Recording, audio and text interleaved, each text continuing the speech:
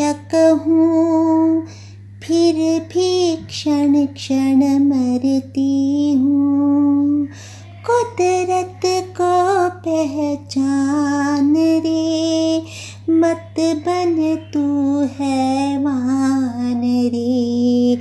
हो इंसान रे, मत बन तू हैवान रे। मौन हूँ मैं, मौन हूँ। सोचा नहीं? अब सोचो, मैं कौन हूँ? इस सृष्टि की रक्षक हूँ मैं, ओज़ोन की परत हूँ मैं।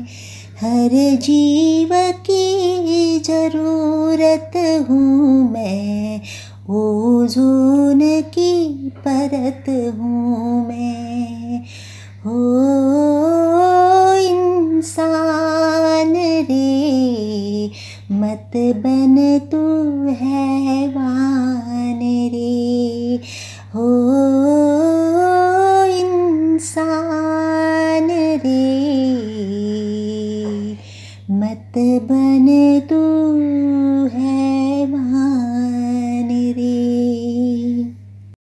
बच्चों, प्रयास वैज्ञानिक करें या अंतर्राष्ट्रीय स्तर पर किए जाएं, लेकिन ओज़ोन विघटन संकट से बचने के लिए इस तरह ये बात जो है वो गंभीरता से लेने की ज़रूरत महसूस हो रही है। तो यहाँ पर और एक संदेश हमें मिल रहा है कि सभी देश अपनी ताकत के मद से बाहर आएं और ओज़ोन परत को सुरक्षित बनाएं। कैसे? अब ओज़ोन विघटन संकट से बचने के लिए किए गए अंतर्राष्ट्रीय प्रयासों को संक्षेप में लिखिए। इस प्रकार लघुत्तरी प्रश्न आपको पूछा जा सकता है, जिसका उत्तर आगे हम जो परिच्छेद पढ़ने वाले हैं वो है। तो आगे देखते हैं लेखक क्या कहते हैं कि ओज़ोन संकट पर विचार विमर्श करने के लिए दुनिया के अनेक देशों की पहली बैठक 1985 में वियन्ना में हुई। बाद में सितंबर 1987 में कनाडा के शहर मॉन्ट्रियल में बैठक हुई, जिसमें दुनिया के 48 देशों ने भाग लिया था। इस बैठक में जिस मसौदे को अंतिम रूप दिया उसे मॉन्ट्रियल प्रोटोकॉल कहते हैं। इसके तहत यह प्रावधान रखा गया, यानी प्रोविजन व्यवस्था रखी गई कि सन 1995 तक सभी देश CFC की खपत में 50% की कटौती तथा 1997 तक 85% की कटौती करेंगे। मसौदे के कई बिंदुओं पर विकसित और विकासशील देशों के बीच, यानी डेवलप्ड एंड डेवलपिंग कंट्रीज के बीच मतभेद उभर कर सामने आए। क्यों आए सामने मतभेद? क्योंकि मुद्दा था कि गैर CFC प्रौद्योगिकी तथा उसका हस्तांतरण। विकासशील देश चाहते थे कि इस पर आने वाला खर्च धनी देश वहन करे, यानी डेवलप्ड कंट्रीज, विकसित देश जो है वो उठाए, क्योंकि ओज़ोन विघटन के लिए वे ही, यानी विकसित देश, डेवलप्ड कंट्रीज ही जिम्मेदार है। सन 1990 के ताज़ा आंकड़ों के अनुसार पूरी दुनिया में CFC की खपत 12 लाख टन तक पहुंच गई थी, जिसकी 30% हिस्सेदारी अकेले अमेरिका की थी। भारत का प्रतिशत मात्र 0.6 था।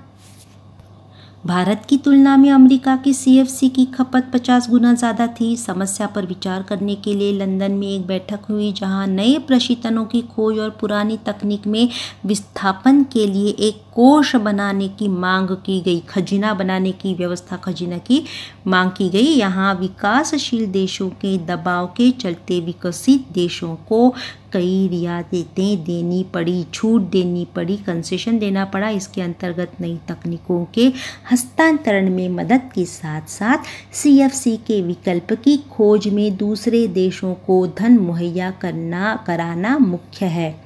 समझौते के तहत यह व्यवस्था है सन 2010 तक विकासशील देश CFC का इस्तेमाल एकदम बंद कर देंगे। इस दौरान विकसित देश नए प्रशीतकों की खोज में विकासशील देशों की अधिक आर्थिक मदद करेंगे। इस प्रकार स्थिति की गंभीरता को देखते हुए दुनिया के सभी देशों ने बारे में विचार करके समुचित कदम उठाने शुरू कर दिए हैं। तो ये यहाँ तक उत्तर है। आगे लेखक ओजोन विघटन के खतरे क्या क्या हैं इसके बारे में हमें बता रहे हैं। तो ग्रीन हाउस के प्रभाव के कारण आज धरती का तापमान निरंतर बढ़ रहा है। इसमें ओजोन विघटन की भी अहम भूमिका है, क्योंकि पराबैंगनी किरणें जब धरती तक आती है तो स्थलमंडल में मौजूद वस्तुओं द्वारा अवशोषित कर ली जाती है, एब्जॉर्ब कर ली जाती हैं, और ये वस्तुएं पराबैंगनी के अवशोषण के बाद अवरक्त यानी जिसे इंफ्रारेड रेज कहते हैं, तो अवरक्त विकिरण उत्सर्जित करती। ये किरणें वापस वायुमंडल के बाहर नहीं जा पाती, क्योंकि हवा में मौजूद कई गैसें उन्हें अवशोषित कर लेती हैं, एब्जॉर्ब कर लेती हैं। इस तरह से धरती का तापमान बढ़ता है। अभी तापमान बढ़ने से आगे लेखक क्या क्या समस्याएं उपस्थित होती हैं इसका लेखा जोखा बता रहा है कि तापमान बढ़ने से ध्रुवों पर जमी हुई विशाल बर्फ राशि के पिघलने के समाचार भी आ रहे हैं। यदि ऐसा ही होता रहा तो समुद्र का जलस्तर बढ़ेगा और तमाम तटीय क्षेत्र पानी में डूब सकते हैं। समुद्र किनारे पर बसे देश, शहर, नगर सबके सब जलमय हो सकते हैं। ताप वृद्धि से जलवायु में ज़बरदस्त बदलाव आ सकता है। कैसे? तो मानसून में परिवर्तन के साथ कहीं अतिवृष्टि यानी अधिक वर्षा का होना, तो कहीं अकाल यानी अनावृष्टि, वर्षा का न होना या बारिश कम पड़ना जैसी स्थिति आ सकती है। वैसे विगत एक सदी के दौरान यानी अतीत में, पिछली सदी में भूमंडल में काफ़ी परिवर्तन आ गया है। हाल ही में शोध के बाद पाया गया कि हिमालय में जो गंगोत्री स्थित गोमुख नाम का हिमनद यानी ग्लेशियर हर साल 18 मीटर पीछे की ओर खिसकता जा रहा है। अगर यही हाल रहा तो संभव है कि 21वीं सदी के प्रथमार्ध तक ही हिमनद तथा साथ ही हिमालय के दूसरे हिमनद यानी ग्लेशियर भी गलकर समाप्त हो जाएं। ऐसे में उत्तर भारत में बहने वाली नदियों का अस्तित्व ही मिट जाएगा। अभी यहाँ लेखक ऐसा क्यों कह रहा है? क्योंकि जो बारहमासी नदियाँ कहलाती है वह क्या होगी? सूख जाएगी। और नतीजा क्या होगा?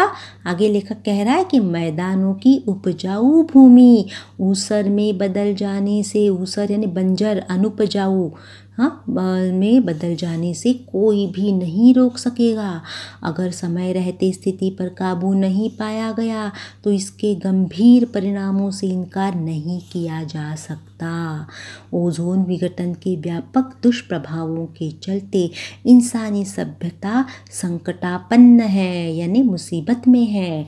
अतः ज़रूरत है कि फौरन यानी जल्द से जल्द इससे निपटने के लिए समग्र कदम उठाएं, संपूर्ण जितना हो सके उतना यथाशक्ति कदम उठाएं।